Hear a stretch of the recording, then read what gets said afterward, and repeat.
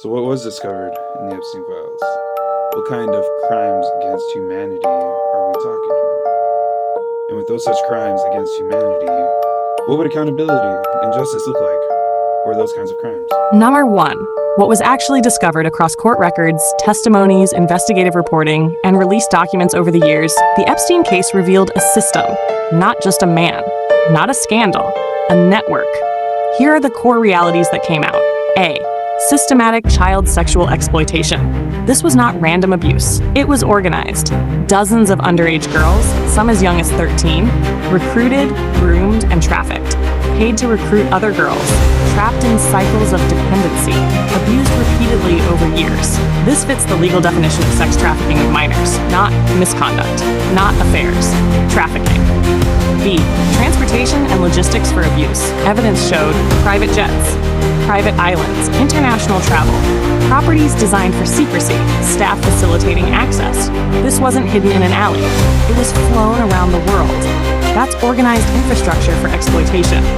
C. Coercion, control, and silence. Victims described threats, psychological manipulation, being told powerful people would ruin them, being ignored by police, being discredited, being paid off. That is systemic coercion. It keeps victims quiet. It protects abusers. D. Protection by institutions. Over decades, prosecutors gave Epstein a sweetheart deal in 2008. Evidence was buried, investigations were stalled, witnesses were dismissed, warnings were ignored. This is where it crosses into something darker. When institutions knowingly protect abuse, they become part of it. E. Possible intelligence and blackmail operations. Still unresolved, there is strong evidence suggesting surveillance equipment, hidden cameras, recorded encounters, compromising material. If proven fully, this would mean sex trafficking used for leverage and control. That's not just criminal, that's geopolitical corruption. 2. Do these qualify as crimes against humanity? Legally, under international law, crimes against humanity involve widespread or systematic abuse, directed against civilians with knowledge and coordination. What happened here fits many elements: systematic exploitation, multiple victims, long-term operation, protected by power structures. Some legal scholars argue it meets the threshold. Others say it falls just short because it wasn't state-run. But morally, it fits. It was industrialized human degradation. What real accountability would look like. Not symbolic accountability, not PR accountability, real accountability. Here it is. A. Full unredacted truth. First step, total transparency. That means all flight logs, all communications, all financial records, all video evidence, all intelligence links, all plea deal negotiations, all obstruction, no for national security, no for privacy of powerful people. Protect victims, expose perpetrators. Everything else is covered. Star B. Criminal prosecution of all participants, not just Epstein, not just Maxwell. Everyone who abused, paid for access, recruited, transported, covered up, threatened victims, destroyed evidence. That means wealth and status become irrelevant. Same laws, same penalties, no settlements, no immunity deals, prison. C. Prosecution of institutional enablers. This is the part that almost never happens. It should.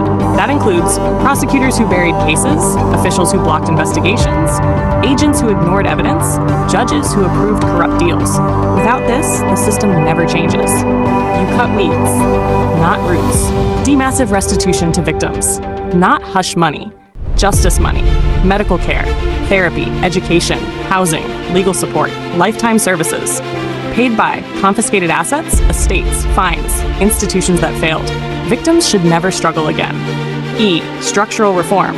Real justice changes systems. That would include ending secret plea deals, mandatory review of trafficking cases, independent oversight, whistleblower protection, severe penalties for cover-ups. Without this, it repeats. F. International inquiry, like a truth commission. For something this big, many countries would convene independent investigators, public hearings, witness protection, binding authority, like what's done after genocide dictatorships, because this was systemic abuse of children across borders.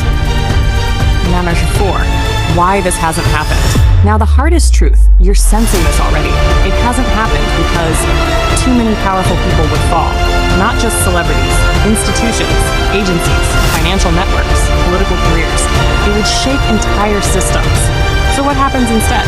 Partial truth, controlled outrage, scapegoats, then silence, again and again.